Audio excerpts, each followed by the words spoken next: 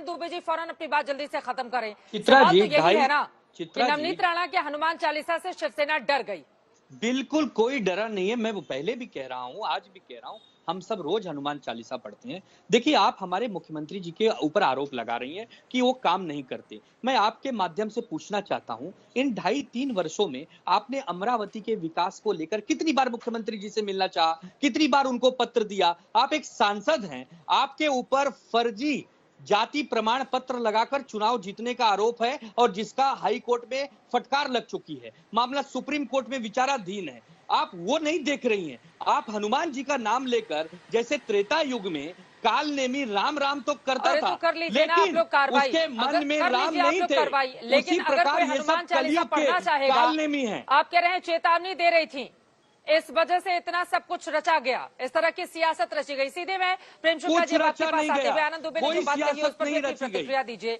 और कहा जा रहा है नवनीत राणा अगर हनुमान चालीसा पढ़ रही हैं तो उसके पीछे बीजेपी की सियासत है जो महाराष्ट्र में चमकाना चाहती है भारतीय जनता पार्टी। क्या है इस पर जवाब आपका शिवसेना के आरोपों? चित्रा जी, संवैधानिक लोकतांत्रिक व्यवस्था में अगर किसी जनप्रतिनिधि को कोई उत्पीड़ित कर रहा हो तो उसका समर्थन करना हमारा धर्म बन जाता है। जब कम्युनिस्ट पार्टी के लोग ममता बनर्जी को पीटा करते थे राइटर्स बिल्डिंग के बाहर, तब भी भारतीय जनता पार्टी के तत्कालीन राष्ट्रीय अध्यक्ष राजनाथ सिंह जी उनके समर्थन में जाते थे।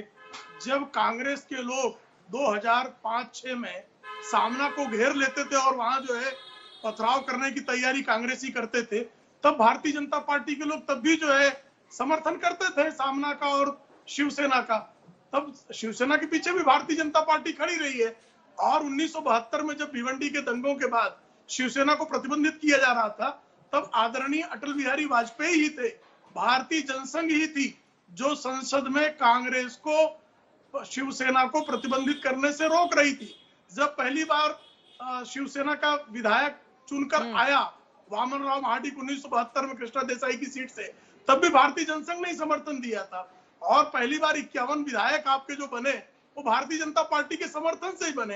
तो भारतीय जनता पार्टी तो हमेशा उत्पीड़ितों को समर्थन देती है और ये हमारा लोकतांत्रिक संवैधानिक दायित्व है। क्या आपत्ति है इसमें?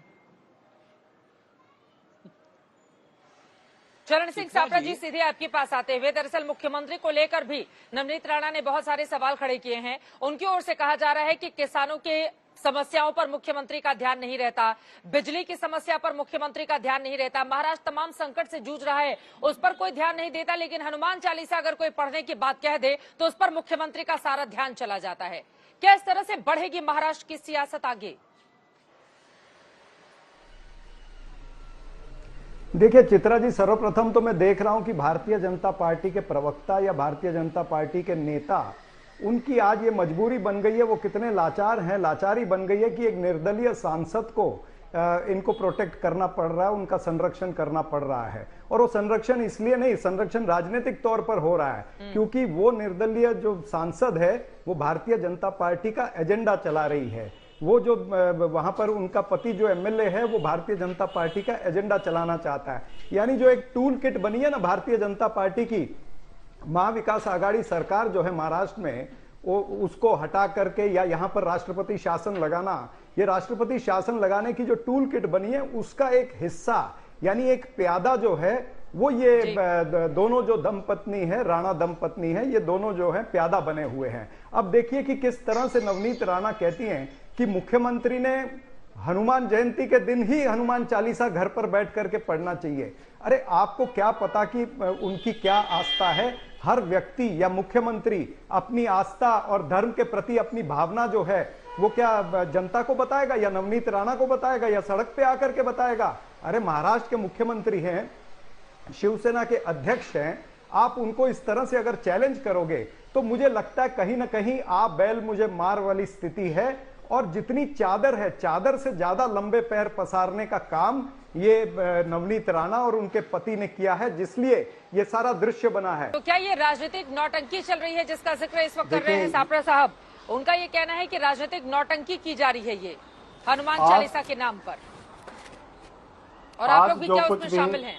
आज जो कुछ भी देखने को मिला है, आज जो कुछ भी देखने के लिए मिला है चित्रा जी, महाराष्ट्र में मुख्यमंत्री के जो पैतृक निवास है मातृश्री उसके आसपास हो, नवनीत राणा के घर पर मुंबई में हो या नवनीत राणा के घर के सामने हो। अभी चरणजीत सप्रा कह रहे थे कि आ बैल मुझे मार। नवनीत राणा ने कहा था कि मैं हनुमान चालीसा पढ़ने आ रही हूँ। उन्होंने बैल को बुलाया नहीं था, लेकिन जो शिवसेना के बैल थे, छुट्टे बैल सांड की तरह से वो सड़कों पे निकल गए। जिस मुख्यमंत्री की व्यवस्था थी कि वो कानून व्यवस्था को संभाल के रखे, उसके शिवसैनिक कानून व्यवस्था तोड़ते हुए, बैरिकेड्स तोड़ते हुए, नवनीत राणा के घर पर हमला करते हुए, उनके घर में घुसते हुए दिखाई दिए। एक मुख्यमंत्री के कार्यकर्ता पूरे राज्य में एक निर्दलीय लोकतांत्रिक सदस्य के, संवैधानिक सदस्य के घर पर हमला कर रहे हैं। एक हनुमान चालीसा से इतने डर गए, क्या मातोश्री पर जाकर के कलमा सुनाना चाहिए था? जिस तरह की व्यवस्थाएं हो रही हैं, अरे इतना अहंकार तो उद्धव जी रावण को था। रावण की लंका भी जल गई थी और हनुमान जी ही उसके कारण बने थे।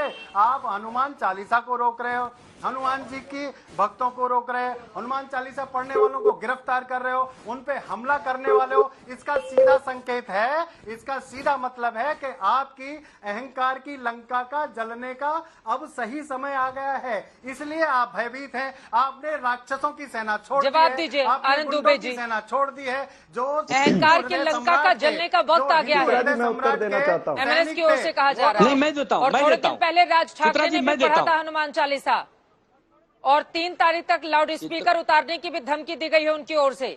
उतार लीजिए, नहीं तो मस्जिदों के बाहर पढ़ा जाएगा हनुमान चालीसा।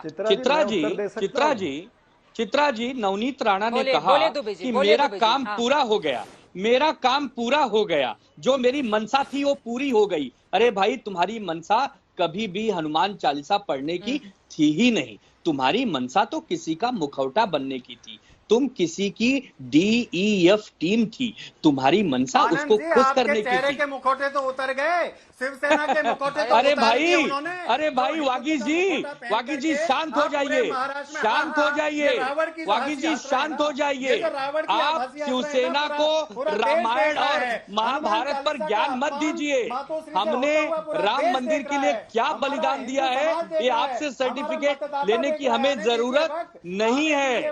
और मुझे दुख तब होता है कि जब आप जैसी पार्टियां, जिसका कोई अस्तित्व नहीं है, जिसके पास एक विधायक नहीं, एक नगर सेवक नहीं, समाज में कोई विचारधारा नहीं, आपको कोई अपने घर में शादी ब्याह में बुलाता नहीं, आपकी पार्टी की एक एक करके प्लीज, एक एक करके।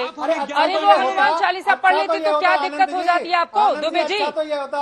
अगर वो हनुमान चालीसा पढ़ लेती तो क्या दिक्कत हो जाती है आपको? चित्रा जी, हनुमान चालीसा पढ़ने किस बात से डर गई आपकी सरकार? एक सांसद अगर हिम्मत थी तो सिर्फ एक सांसद अगर मातोश्री के बाहर जाकर हनुमान चालीसा पढ़ना चाहती हैं, उनको रोकने के लिए आप लोगों ने इतनी ताकत लगा दी आज। सरकार को नीचे ठीक है वागीश जी, एक बार उनको बोलने दीजिए, फिर आप बोलेगा। सरसो साहब प्लीज इनको बोलने दीजिए, फिर आप बोलेगा। मनसा यह थी। हनुमान चालीसा पढ़ने में कहाँ लिखा हुआ है नीचा दिखाना? हनुमान चालीसा में तो हनुमान जी के गुणों का वर्णन किया गया है, उसमें कहाँ लिखा हुआ है किसी को नीचा दिखाने वाली बात? चित्रा जी, मैं कहूँ कि मैं आज तक पर आकर रामलीला करना चाहता हूँ। आप मुझे रोकेंगे तो आप हिंदू विरोधी हैं, और मैं आकर पूरी टीम के साथ रामलीला करने लगूं तो आपकी सिक्योरिटी, आपके लोग रोकेंगे नहीं? सर, चैनल पर आकर रामलीला आप करेंगे और मातोश्री के बाहर सड़क पर जाकर वहां पर एक सांसद हनुमान चालीसा पढ़ रही है। दोनों में क्या फर्क नहीं है? दोनों में क्या फर्क नहीं है? दोनों में क्या फर्क नहीं है? हिंदुत्व की रक्षा होती है, वहाँ हनुमान चालीसा का अपमान नहीं होता है। आदरणीय आनंद जी, आप आनंद से इस तरह की बातें कर रहे हैं। हिंदू हृदय सम्राट के घर तो हनुमान चालीसा का स्वागत किया जाता है।